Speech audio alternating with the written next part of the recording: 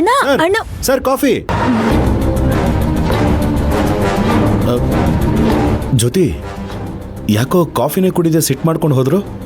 ಏನ್ ಕೇಳಿದ್ರು? ಹಾ, ನಿಮ್ ಶಿವಲೀಲೆ ಬಗ್ಗೆ ಕೇಳಿದ್ರು.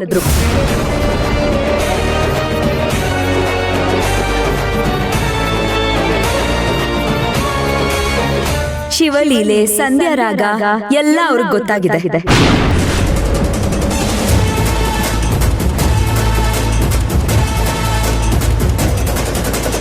ಯಾಕೆಲ್ಲರೂ ಸೇರಿ ಈ ವಿಷಯನ ಮುಚ್ಚಿಟ್ಟಿದ್ರಿ ಅಂತ ಕೇಳಕ್ ಬಂದಿದ್ರು. ಹೇಳ್ದೆ, ಕೋಪ ಮಾಡ್ಕೊಂಡು ಹೊರಟೋದ್ರು.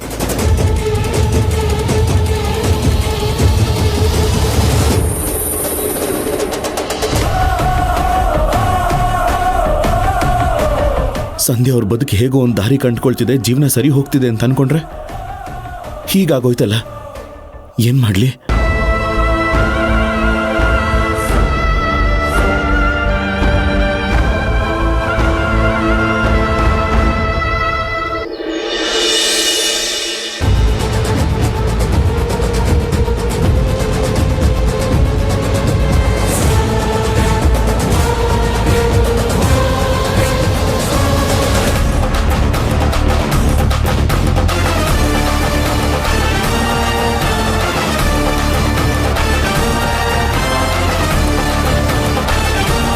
ನಮಸ್ಕಾರ ಸರ್. ನಮಸ್ಕಾರ. ಹೇಗಿದ್ದೀರಾ? ಈ ಕಳ್ಳರು, ಕಾಕರು, ಸುಳ್ಗಾರರು, ಮೋಸಗಾರ ನಡುವೆ ಹೆಂಗೋ ಅದೀನಿ. ನಿಮ್ಮ ಕೆಲಸನೇ ಅದಲ್ವಾ ಸರ್? ಹೌದು. ಆದರೆ ನಿಮ್ಮ ಕೆಲಸ ಇವತ್ತು ಬದಲಾತು. ನನ್ನ ಕೆಲಸನಾ? ಓಹೋ, ಭಿಕ್ಷೆ ಬಗ್ಗೆ ಕೇಳ್ತಿದ್ದೀರಾ? ಇದು ವ್ರತ ಮಾಡ್ತಿದ್ದೀನಿ ಸರ್, ಅದಕ್ಕೆ. ವ್ರತ? ಪುರಂದರದಾಸರು ನಿಮ್ಮಂಥವ್ರು ನೋಡಿನೇ ಈ ಪದ ಹೇಳ್ಯಾರ ಅಂತ ಅನಿಸ್ತೈತಿ. ಕಪಟತನದಿ ವಂಚಿಸುವ ಮನುಜರು ವ್ರತಗಳ ಮಾಡಿದರೇನು ಫಲ? ಕುಪಿತ ಬುದ್ಧಿ ತ್ಯಜಿಸದೆ ನಿತ್ಯ ಉಪವಾಸ ಮಾಡಿದರೇನು ಫಲ? ಸರ್, ಏನು ಹೇಳ್ತಿದ್ದೀರಾ ನೀವು? ನಾನೇನಂತ ತಪ್ಪು ಮಾಡಿದ್ದೀನಿ? ನೀವೇನು ತಪ್ಪು ಮಾಡಿರಿ ಅಂತ ಹೇಳಿ ನಿಮ್ಗ ಗೊತ್ತಿಲ್ಲನ್ರಿ. ನಿಮ್ಮಣ್ಣಂಗೂ ಸಂಧ್ಯಾಂಗೂ ಏನು ಸಂಬಂಧ?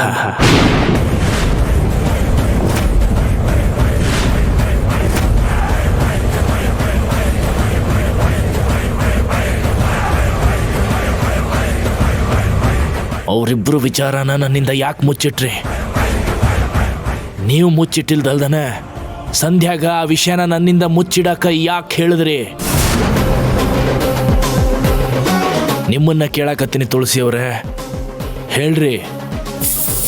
ಸರ್, ಅದು ನೀವು ಸಂಧ್ಯಾ ಇಬ್ರು ಮದುವೆ ಆಗ್ತಾ ಇದ್ದೀರಾ.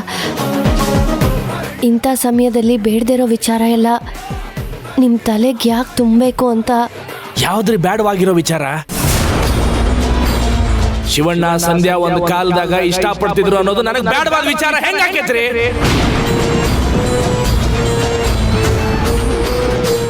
ಈಗ ವಿಚಾರ ಗೊತ್ತಾದ್ರೆ ಕೇಳಿ ಅದನ್ನ ಇಲ್ಲೇ ಮರ್ತು ಬಿಡ್ಬೋದು. ನಾಳೆ ಲಗ್ನ ಆದ್ಮೇಲೆ ವಿಚಾರ ಗೊತ್ತಾದ್ರೆ ಪರಿಸ್ಥಿತಿ ಏನಾಕೈತಿ ಅನ್ನೋ ಸಾಮಾನ್ಯ ಜ್ಞಾನ ಐತೇನ್ರಿ ತುಳಸಿವರ ನಿಮ್ಗ?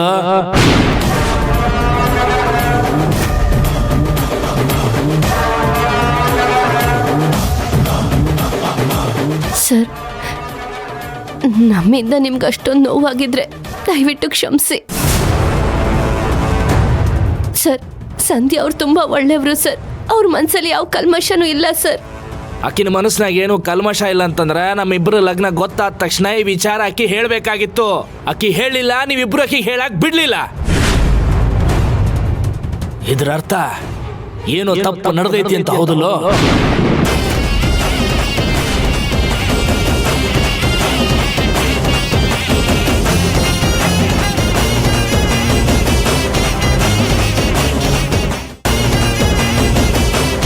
ಅಯ್ಯೋ, ಖಂಡಿತ ಇಲ್ಲ ಸರ್.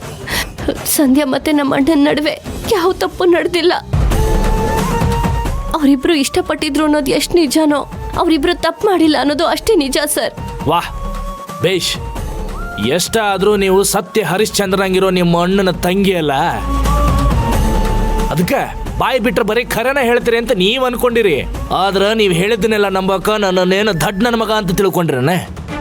ಸರ್, ದಯವಿಟ್ಟು ನಮ್ಮ ಅಣ್ಣನ ಬಗ್ಗೆ ಆಗ್ಲಿ ಸಂಧ್ಯಾ ಅವ್ರ ಬಗ್ಗೆ ಆಗ್ಲಿ ಅಪಾರ್ಥ ಮಾಡ್ಕೋಬೇಡಿ. ನಾನು ಹೇಳ್ತಿದ್ದೀನಲ್ಲ ಸರ್, ಸಂಧ್ಯಾ ಅವ್ರು ತುಂಬಾ ಒಳ್ಳೆಯವರು, ಬೆಂಕಿ ಅಷ್ಟೇ ಪವಿತ್ರವಾಗಿದ್ದಾರೆ. ಅದಕ್ಕೆ ನೀವೆಲ್ಲರೂ ಸೇರಿ ನನ್ನ ಜೀವನಕ್ಕೆ ಬೆಂಕಿ ಹಚ್ಚಿದ್ರಿ. ಸರ್, ದಯವಿಟ್ಟು ಹಾಗೆಲ್ಲ ಹೇಳ್ಬೇಡಿ ಸರ್. ಸಂಧ್ಯಾ ಅವ್ರ ಕೈ ಬಿಡಬೇಡಿ ಸರ್. ಸಂಧ್ಯಾ ಅವ್ರು ತುಂಬಾ ಒಳ್ಳೆಯವರು ಸರ್, ನನ್ನ ಮಾತು ನಂಬಿ. ಹಾ, ನಂಬಿಕೆ ಬಂತು. ಯಾವಾಗ ನಿಮ್ಮಣ್ಣ ಕೋರ್ಟಿಗೆ ಬಂದು ಸುಳ್ಳು ಸಾಕ್ಷಿ ಹೇಳಿದ್ನೋ ಅವತ್ತಿಂದನ ನಿಮ್ಮ ಮನೆತನದ ಮೇಲೆ ನನಗೆ ಬಹಳ ದೊಡ್ಡ ನಂಬಿಕೆ ಐತಿ. ಸಂಧ್ಯಾ ಅವ್ರ ಮೇಲೆ ನಿಮ್ಮ ಮನೆತನದವ್ರು ನೆರಳು ಬಿದ್ದೆ, ಅವರು ಸತ್ಯವಂತರಾಗ್ಯಾರ ಅಂತ ಅನಿಸ್ತೈತಿ. ಸರ್, ಮಾತಾಡೋ ಟೈಮ್ದಾಗ ಮಾತಾಡಬೇಕಾಗಿತ್ತು. ಈಗ ಮಾತಾಡಿ ಯಾವ ಪ್ರಯೋಜನನೂ ಇಲ್ಲ.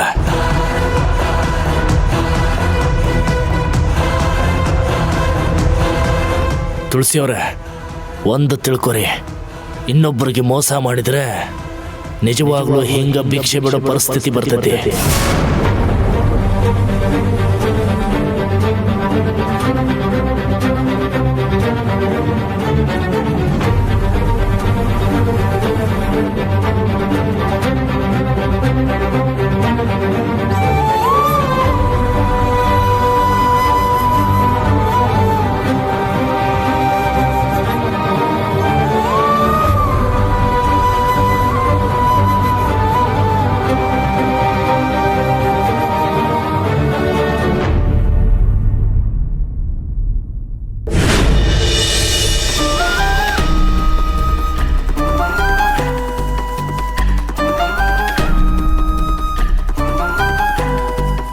ದ್ರೋಣ ಅವರೇ,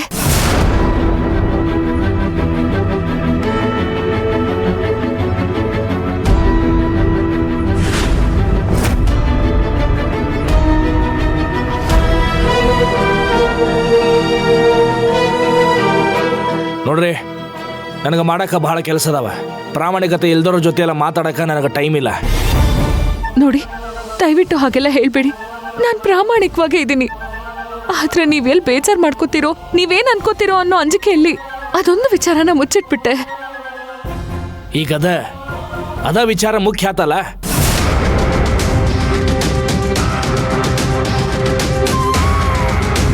ನೀವು ಗುಲಾಬಿ ತೋರಿಸಿ ಅದರ ಕೆಳಗಿರೋ ಮುಳ್ಳನ್ನ ಮುಚ್ಚಿಟ್ಬಿಟ್ರಿ.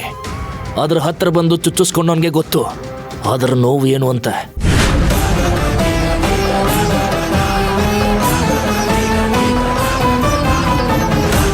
ನೋಡ್ರಿ, ನಿಮ್ಮ ಹತ್ರ ಮಾತಾಡಕ್ಕೆ ನನಗೆ ಮೂಡೂ ಇಲ್ಲ, ಟೈಮೂ ಇಲ್ಲ. ನೀವೆಷ್ಟ ನನ್ನ ಹಿಂದೆ ಬಂದ್ರೂ ನನ್ನ ನಿರ್ಧಾರ ಬದಲಾಗಂಗಿಲ್ಲ. ನೀವಿನ್ ಹೋಗ್ರಿ. ದಯವಿಟ್ಟು ನನ್ನ ಮಾತು ಕೇಳಿ. ನಾನು ಬೇಕು ಅಂತ ಮುಚ್ಚಿಟ್ಟಿದ್ದಲ್ಲ. ಮುಚ್ಚಿಡೋ ಅಂತ ತಪ್ಪು ನಾನೇನು ಮಾಡಿಲ್ಲ. ನೋಡ್ರಿ, ನೀವು ತಪ್ಪು ಮಾಡಲಿಲ್ಲ ಅಂತಂದ್ರೆ ನನಗೆ ಮೊದಲೇ ಹೇಳಿರ್ತಿದ್ರಿ. ಮುಚ್ಚಿಟ್ಟಿರಿ ಅಂತಂದ್ರೆ ಅದ್ರಾಗ ತಪ್ಪು ಐತಲ್ಲ.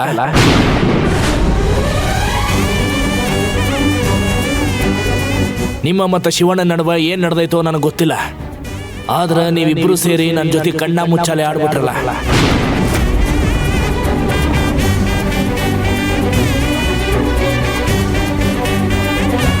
ದ್ರೋಣ ಅವರೇ, ಒಂದ್ ಹೆಣ್ಣಿನ ಬಗ್ಗೆ, ಅದ್ರಲ್ಲೂ ನೀವ್ ಮದ್ವೆ ಆಗೋ ಹುಡುಗಿ ಬಗ್ಗೆ ಹೀಗೆಲ್ಲ ಮಾತಾಡೋದಕ್ಕೆ ನಿಮಗ್ ಮನ್ಸಾದ್ರೂ ಹೇಗ್ ಬರುತ್ತೆ? ಯಾರ ಮದುವೆ ಆಗೋ ಹುಡುಗಿ? ಆ ಕನಸೆಲ್ಲ ಇಟ್ಕೊಳಕ್ ಹೋಗ್ಬೇಡ್ರಿ.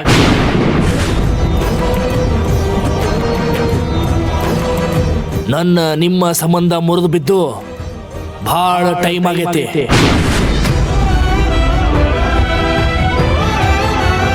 ನೀವೊಬ್ರ ಅಲ್ಲ, ಈ ಊರಿನಾಗ ಯಾರ್ಯಾರನ್ನ ನನ್ನೋರು ಅಂತ ಅನ್ಕೊಂಡಿದ್ನೋ ಎಲ್ಲರೂ ಸೇರಿ ನನ್ನ ಬೆನ್ನಿಗೆ ಚೂರಿ ಹಾಕ್ಬಿಟ್ರಿ.